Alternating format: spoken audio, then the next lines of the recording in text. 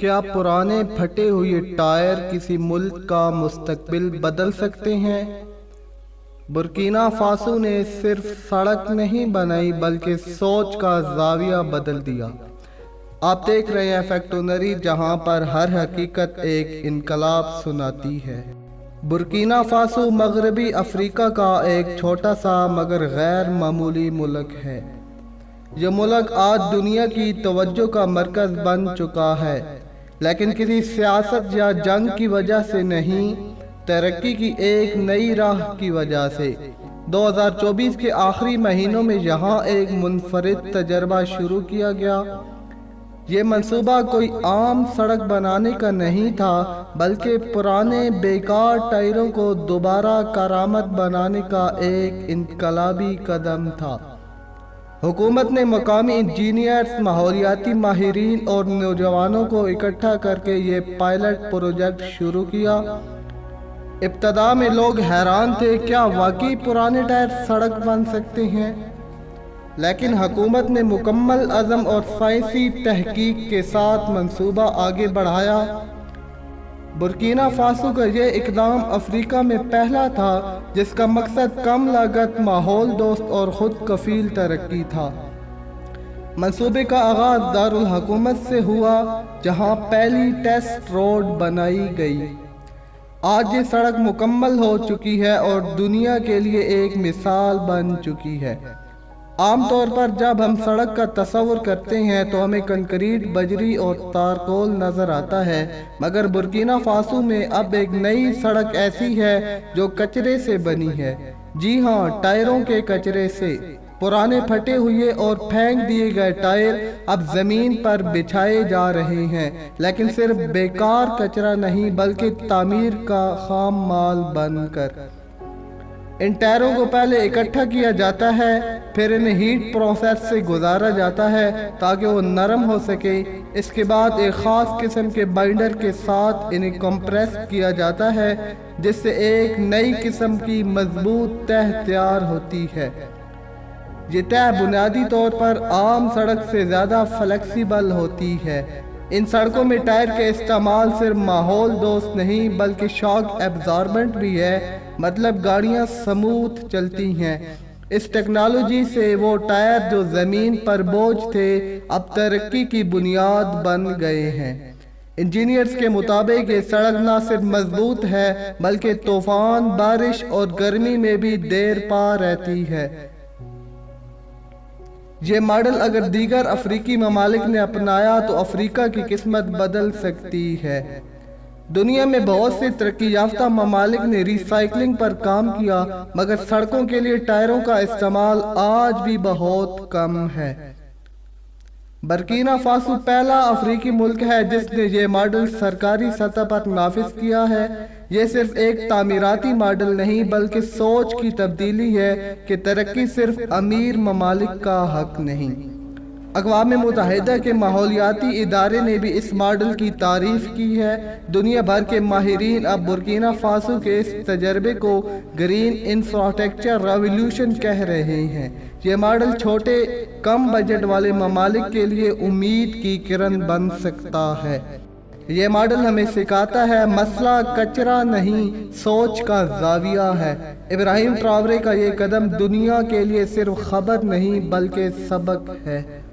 سڑکیں مکمل طور پر ری سائیکل پرانے ٹائروں سے بنائی جا رہی ہیں۔ جو ٹائر کل زمین پر بوجھ تھے آج وہ راستے بچھا رہے ہیں، قدموں کے نیچے انقلاب کی شکل میں۔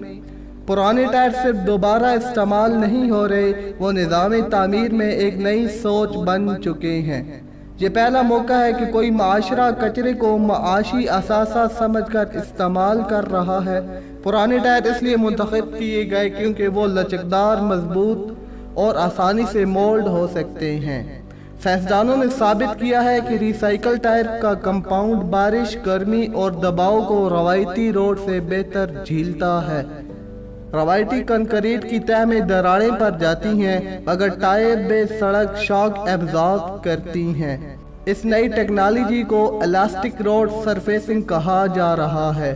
کئی ماہرین مانتے ہیں کہ اس طرح کی سڑکیں گاڑیوں کے ٹائر کی لائف بھی بڑھاتی ہیں کیونکہ رگڑ کم ہوتی ہے۔ صرف چند درجن خراب ٹائروں سے 100 میٹر سڑک تیار کی جا سکتی ہے۔ جہاں پہلے ٹائر جلائے جاتے تھے، اب وہ روشنی کا ذریعہ نہیں، ترقی کا زینہ بن گئے ہیں۔ اس منصوبے نے مقامی لیبر ورکشاپس اور نوجوانوں کو روزگار کے نئے موقع فراہم دیے۔ جن علاقوں میں پہلے ٹائر جمع کرنے والا کوئی نہیں تھا، وہاں ٹائر کلیکٹر ایک نئی انڈسٹری بن چکے ہیں۔ یہ سڑکیں صرف زمین نہیں جوڑ رہی، دل، روزگار اور ماحولیاتی ذمہ داری کو بھی جوڑ رہی ہیں۔ کئی مقامی اسکول میں اب اس ماڈل پر نصاب بنا رہے ہیں تاکہ بچوں کو چھوٹی عمر سے سکھایا جا سکے کہ کچرا دولت بھی بن سکتا ہے۔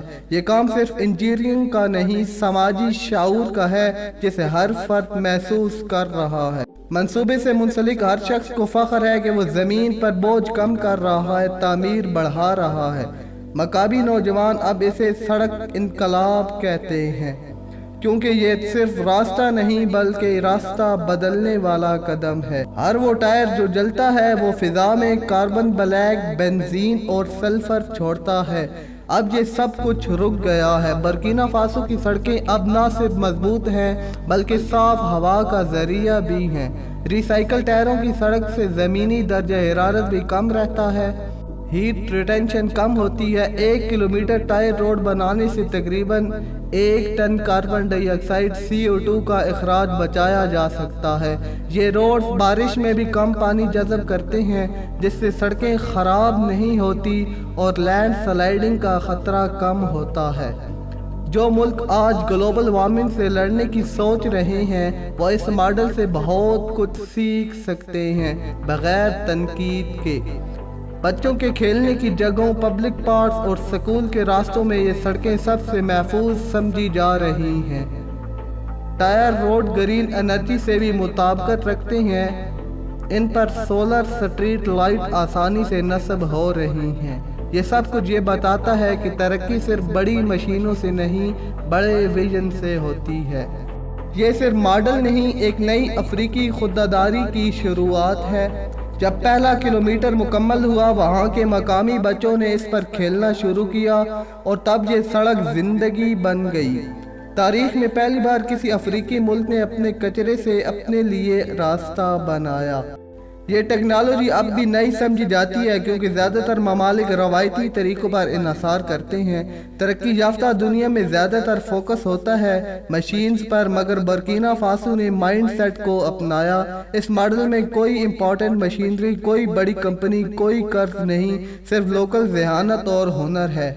دنیا بھر میں انفراسٹرکچر کا مطلب ہوتا ہے $1 بلین میگا پروجیکٹ، مگر یہاں low cost, eco friendly micro model ہے۔ اس منصوبے نے یہ ثابت کیا کہ نایاب ترقی وہ نہیں جو مہنگی ہو، بلکہ وہ ہے جو قابل تقلید ہو۔ اقوام عالم اب اس ماڈل کو اسٹڈی کیس اور UN رپورٹس میں شامل کر رہی ہے۔ اگر دنیا سیکھنا چاہے تو برکینا فاسو سے سادہ لیکن پائیدار ترقی کا طریقہ سیکھ سکتی ہے۔ جن علاقوں میں سڑکیں بنانا ناممکن سمجھا جاتا تھا، وہاں اب ٹائروں سے راہیں نکل رہی ہیں۔ دنیا کو یہ ماننا ہوگا کہ حقیقی ترقی مرکزی شہروں میں نہیں، دور دراز کے گاؤں سے بھی شروع ہو سکتی ہے۔ اس ماڈل نے نہ صرف انوائرمنٹ کو محفوظ کیا ہے بلکہ معیشت کو بھی مستحکم کیا ہے۔ دنیا بھر کے نوجوانوں کے لیے یہ ایک پیغام ہے، بڑی کامیابی بڑے بجٹ سے نہیں، بڑی نیت سے آتی ہے۔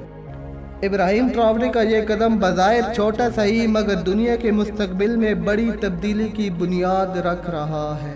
ٹائروں کو ری سائیکل کرنے کا عمل کسی راکٹ سائنس سے کم نہیں، لیکن اس میں مشین سے زیادہ عقل لگتی ہے۔ سب سے پہلے ٹائروں کو صاف کیا جاتا ہے تاکہ ان پر جمی گرد اور تیل ہٹایا جا سکے، پھر ان کو چھوٹے چھوٹے ربر چپس میں کاٹا جاتا ہے۔ یہ عمل مینول بھی ہو سکتا ہے اور آٹو بھی۔